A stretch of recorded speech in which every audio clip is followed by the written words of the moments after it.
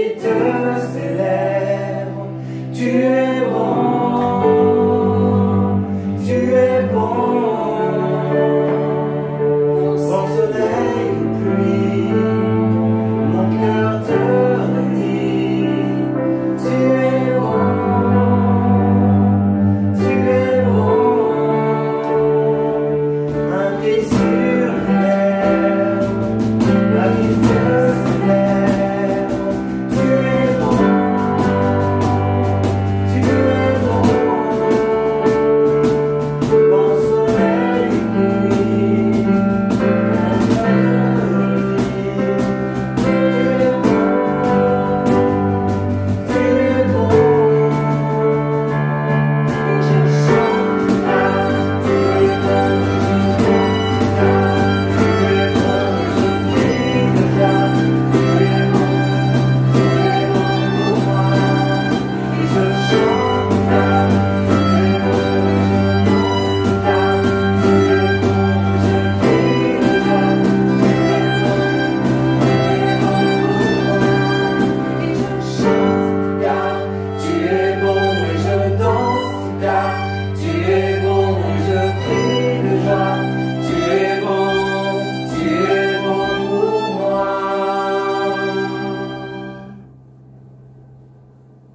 Bonsoir à tous, j'espère que vous allez bien là où vous êtes.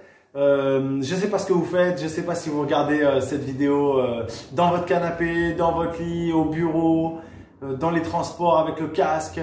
En tout cas, on est ensemble et on peut étudier la Bible ensemble, on peut partager des réflexions sur la Bible. Ce que je vous propose, c'est de vous donner quelques pistes sur le texte de Juge 3 à partir du verset 12. Je donne juste quelques pistes de méditation, de réflexion. Et puis après, à chacun de soit les méditer pour lui-même, peut-être en famille, sinon de les méditer aussi dans les groupes de prière, dans son groupe de prière, voilà, avec ses frères et sœurs de son groupe de prière. Le texte dont je voulais parler aujourd'hui, on a parlé dans un précédent groupe de prière de Othniel. Othniel, c'est le juge qui est présenté dans Juge 3. Et puis là, le deuxième juge qui est présenté dans ce livre, c'est Ehud. Ehud, son histoire, elle est un peu longue. Et je vous invite en fait à la relire. Moi, je vais juste vous faire le récit de ce qui s'est passé. Et pour la relire, il faut juste lire dans Juge 3 à partir du verset 12 jusqu'à quasiment la fin. En fait, c'est-à-dire jusqu'au verset 30. Voilà. Qu'est-ce qui se passe dans Juge 3, verset 12 à 30? En fait, il y a cette histoire un peu folle de Ehud. Alors, la structure des juges, on l'avait déjà dit, c'est le peuple qui se rebelle contre Dieu, qui abandonne Dieu, qui l'oublie. Alors, de l'oubli à la rébellion, hein, voilà, différentes consciences de s'être détourné de Dieu. Mais en tout cas, il y a dans ce détournement, évidemment, la sanction elle est immédiate, c'est que quand on abandonne Dieu, il y a une déferlante de problèmes qui arrivent sur Israël. Et là, c'est Dieu hein, qui les livre aux mains de ses ennemis. Et un des ennemis d'Israël, c'est les Moabites. Alors les Moabites, c'est un peuple parent d'Israël, puisque c'est le peuple qui correspond aux descendants de Lot. Lot, le neveu d'Abraham dans la Genèse. Voilà, donc quelqu'un qui est proche hein, du peuple d'Israël. Les Moabites sont proches et en même temps ils sont lointains parce qu'ils habitent en Canaan et ils vont pas laisser passer Israël quand Israël va sortir d'Égypte. Donc il y a des tensions. Voilà, il y a beaucoup de tensions entre Moabites et Israélites. Ils habitent à peu près le même territoire. Moab, ils ont le territoire qui est juste frontalier de la tribu de Benjamin. Et donc ça se passe mal entre les Moabites et les Israélites. En fait, ça se passe que les Moabites ont colonisé Israël. Colonisé, comme de tout temps, hein, la colonisation, ça se passe que quand il y a une domination militaire sur un territoire, l'État qui domine exerce son autorité, évidemment politique, administrative, à différents niveaux. Hein. Parfois c'est faible, parfois Parfois, c'est très très fort comme emprise. Mais en tout cas, ce qu'il y a comme souvent, c'est une mainmise économique. Et c'est-à-dire que Israël doit verser un tribut régulièrement. Ils apportent un tribut économique à Moab.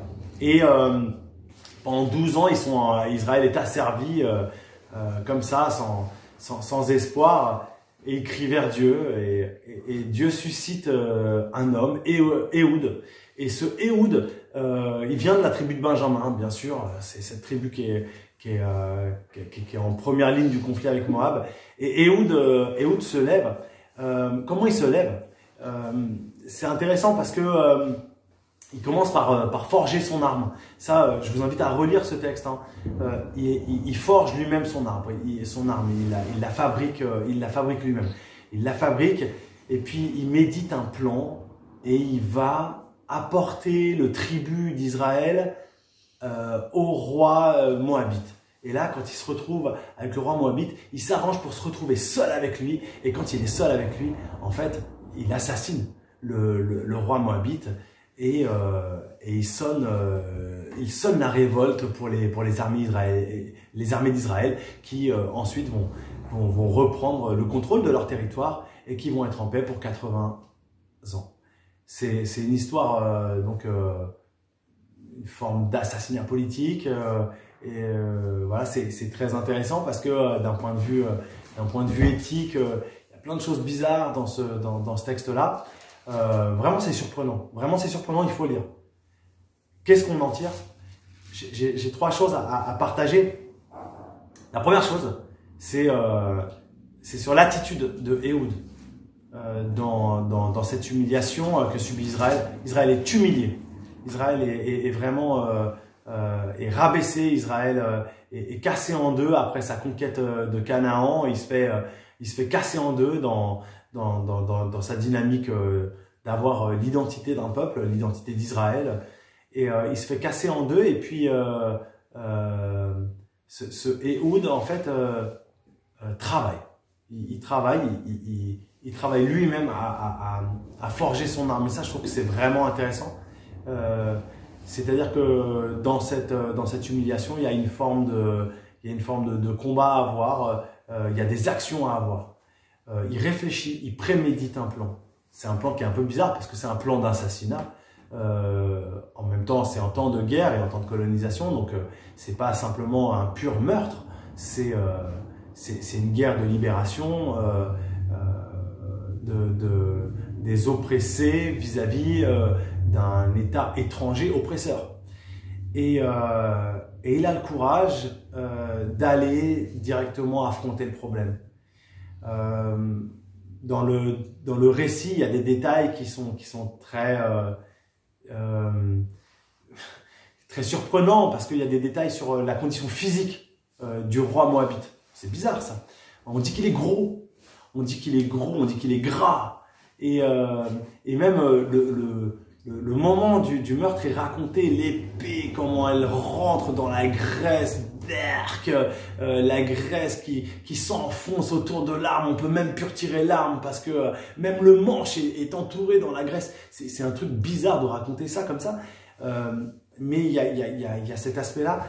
Après, les gens de Moab se disent mais qu'est-ce qu'il fait notre roi et tout ça, et en fait ils pensent qu'il est aux toilettes, que c'est pour ça qu'il répond pas. Donc du coup il y a plein de récits bizarres là. Enfin, il y a plein de trucs, on se dit mais qu'est-ce que ça fait dans la Bible là, le fait que tout le monde croit que le gars il est aux toilettes alors qu'en fait il y a sa graisse qui déborde sur l'arme, bizarre, et il est gisant, mort, en train de dégouliner sur le tapis de son salon, et c'est bizarre ça. Et en fait, il y a cette forme de révolte qui est présente dans l'Écriture sainte, qui nous dit qu'en fait, il y a des moments où l'homme se lève. Et l'homme se lève par l'action, il se lève par la réflexion, et il se lève en allant au devant de ses ennemis.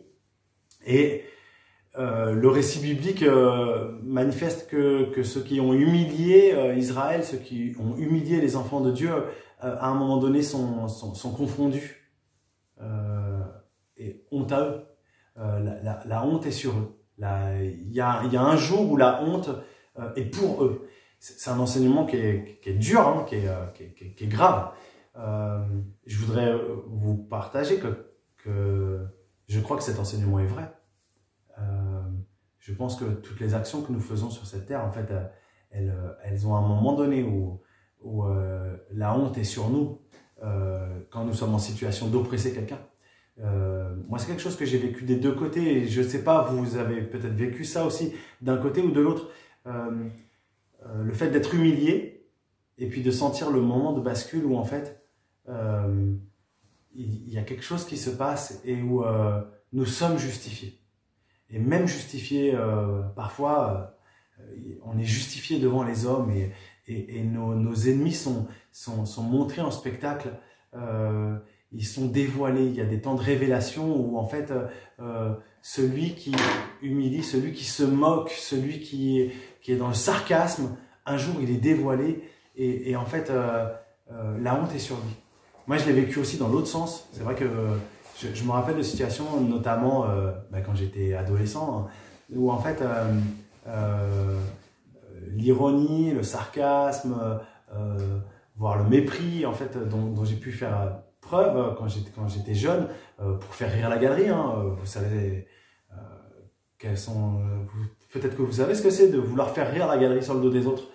Et le jour où tu te fais piquer, en fait, un sentiment d'une telle honte, une humiliation complètement renversée et quelque chose qui vraiment te plaque au sol. Voilà. Et c'est pour ça que je crois qu'il y a quelque chose qui est très fort dans ce texte, sur le renversement de la honte et de l'humiliation. Voilà, la deuxième chose que je voulais partager, c'est le fait que ce texte comporte des choses bizarres, parce qu'un assassinat politique, on se demande, mais est-ce que Dieu cautionne ça? Les commentateurs du texte disent oui, c'est marrant parce que dans ce texte-là, on ne dit pas oui, l'Esprit Saint a saisi Ehud et lui a dit de faire ci et ça. Le texte biblique ne dit pas c'est bien. Et le texte biblique ne dit pas c'est mal. Il y a une espèce de... on dit rien. Simplement, dans la narration de l'histoire d'Israël, on a cette histoire de Ehud qui est là, en plein milieu du livre des Juges. On parle d'Ehud dans le livre des Chroniques aussi, et on parle de lui comme d'un homme, un chef de clan qui a compté pour l'histoire d'Israël. Et je me dis, voilà, c'est intéressant parce que ça veut dire, et nous, comment on va se poser en fait face à l'histoire, dans plein de situations où on n'aura pas le texte biblique pour justification de c'est ça qu'il fallait faire, ou c'est pas ça qu'il fallait faire. Le moment où en fait, on est obligé d'agir, de réfléchir et de prendre nos responsabilités pour faire quelque chose. Et Ehud, c'est ce qu'il a fait. Et il y a des moments comme ça, je suis sûr, je vois ça dans l'histoire d'Israël et je vois ça dans nos vies où en fait, il faut agir, il faut prendre ses responsabilités et Dieu n'est pas venu sous la forme d'une colombe. Dieu n'a pas donné un rêve très précis à Ehud. Dieu lui a pas donné des choses très très claires. Voilà, il y a une forme de prise de responsabilité. Évidemment, vous êtes chrétien, donc ça veut dire aussi la responsabilité, elle est totalement encadrée par la loi du Christ. Elle est totalement encadrée par une vie dans l'esprit, dans une vie de l'amour des ennemis, dans une vie qui considère le combat spirituel et qui nous interdit le combat contre la chair et le sang, tout ça. Et du coup, la position du chrétien, c'est pas Seigneur, dis-moi exactement qu'est-ce que je dois faire, je bougerai pas, t'inquiète pas, je bougerai jamais tant que tu m'auras pas donné noir sur blanc toutes mes instructions. Non, la vie du chrétien, c'est une vie dans ce monde, c'est réel. Quand il y a de l'oppression, quand il y a des choses, il y a un moment donné, il faut agir. Et il faut agir de manière juste. Et quelles sont les conditions d'une action juste? Voilà, j'ai pas la réponse. Quelles sont les conditions d'une action juste? Ça, c'est toi et ton Dieu, c'est moi et mon Dieu. C'est dingue, incroyable. Le fait d'être laissé dans un blanc comme ça. Puis la dernière chose, c'est exactement dans cette... c'est le parallèle spirituel de ce que j'ai dit tout à l'heure au niveau humain entre Ehud et ce roi moabite qui humilie Israël. En fait, pour moi, il y a quelque chose qui nous renvoie à la croix. Où il est dit que toutes les puissances ennemies sont données en spectacle. J'ai repensé à ça, données en spectacle, exposées. Elles sont livrées en spectacle dans le triomphe du Christ. Satan et ses armées. Et je trouve ça incroyable, cette honte, cette exposition dans le triomphe de la croix des ennemis spirituels de Jésus, de Dieu et donc de l'homme et du chrétien. Et dans cette honte spirituelle, j'entends aussi mais c'est ce discours qui est donné dans l'Ancien et dans le Nouveau Testament sur la honte éternelle des réprouvés. La honte éternelle des réprouvés.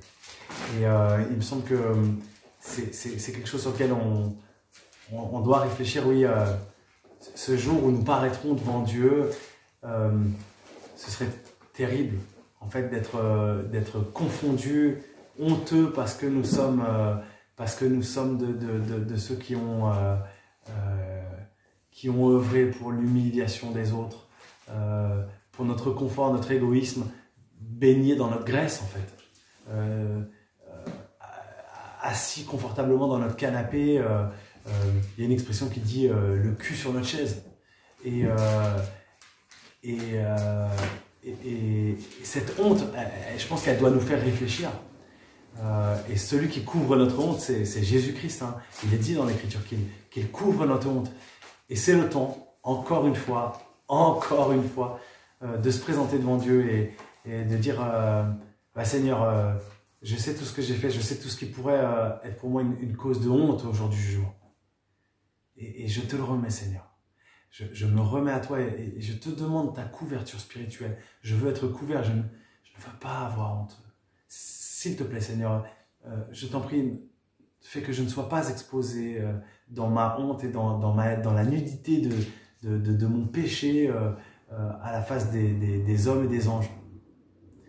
Couvre-moi et à partir d'aujourd'hui, je veux vivre de ta force glorieuse. Je veux vivre avec l'esprit du Christ. Je veux vivre pour ta gloire.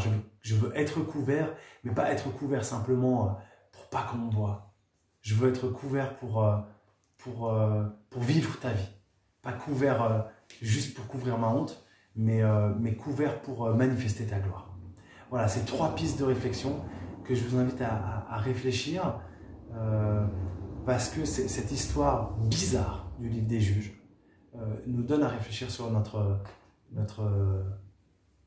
vocation à agir dans ce monde dès aujourd'hui, devant le Seigneur et dans la prière, dans la communion au Saint-Esprit. Que le Seigneur vous bénisse et qu'il vous garde. Amen.